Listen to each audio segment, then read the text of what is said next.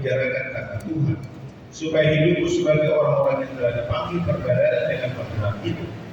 Hendaklah kamu selalu rendah hati, lemah lembut dan sabar. Tunjukkanlah kasihmu dalam hal saling membantu, dan berusahalah memelihara kesatuan roh, keikatan damai sejahtera, satu tubuh dan satu roh, sebagaimana kamu telah dipanggil kepada satu pengharapan yang terkandung dalam panggilanmu. Satu Tuhan, satu iman, satu baptisan, satu Allah dan Bapa dari semua, Allah yang di atas semua dan oleh semua dan di dalam semua.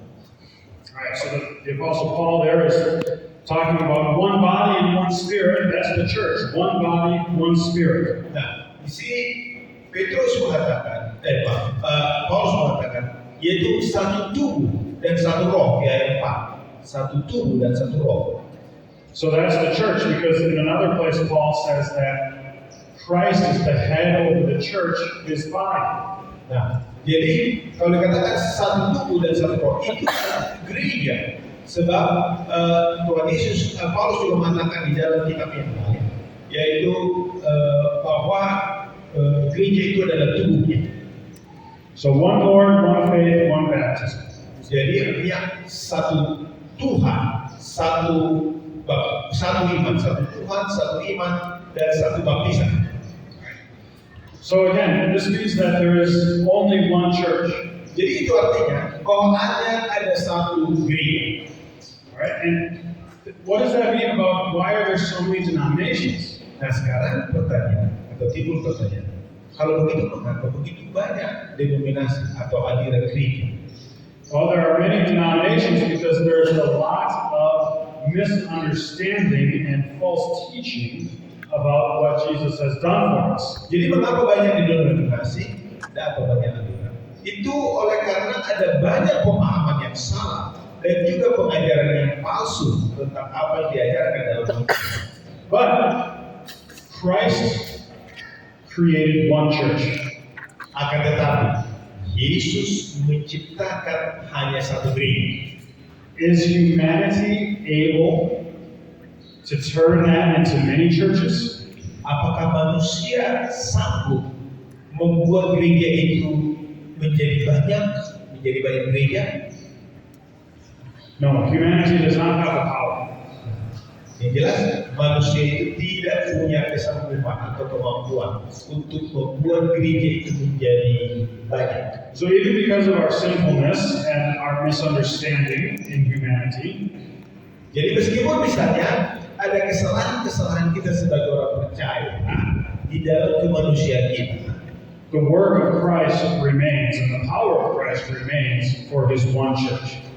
pekerjaan Allah, pekerjaan Kristus tetaplah hanya ada satu gereja di hadapan. Now, this does not mean that those false teachings are unimportant or do not matter.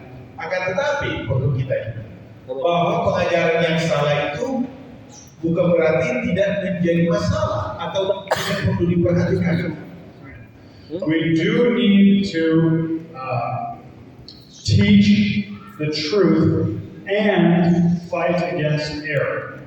Kita harus tetap berjuang untuk mengajarkan pengajaran yang benar dan melawan atau memerangi pengajaran-pengajaran yang palsu. But we cannot let that fight distract us or convince us that the church is broken, because it cannot be broken. Akan tetapi jangan kita juga sampai terjebak di dalam kesalahan oleh karena adanya pengajaran yang salah ini, lalu kita berkesimpulan bahwa gereja itu sudah terpecah.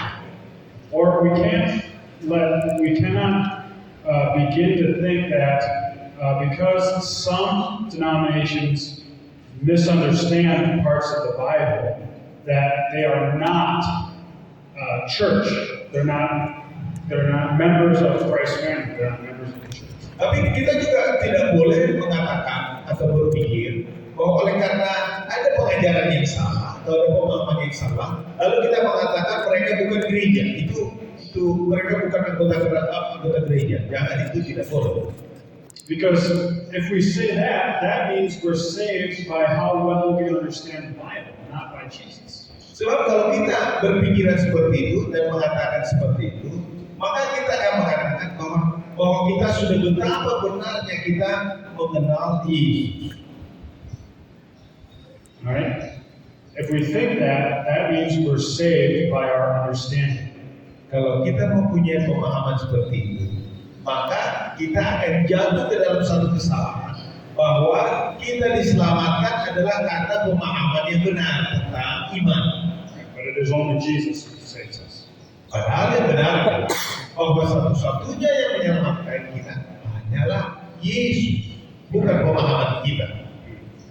Alright, so even though what we see is many so the church is one, but we cannot see that it's one. Kita tadi mengatakan bahwa gereja itu sama, akan tetapi kita tidak bisa melihat secara kasat mata atau secara langsung gereja yang satu itu. We have to believe it. Kita hanya bisa mempercayainya bahwa hanya ada satu gereja. Because that's what the Word of God teaches us. Sebab itulah yang diajarkan oleh firman Allah kepada kita. Alright, so that's the end of the first session. Is the snack ready? Ya, karena saya ketahui. Ya, jadi itu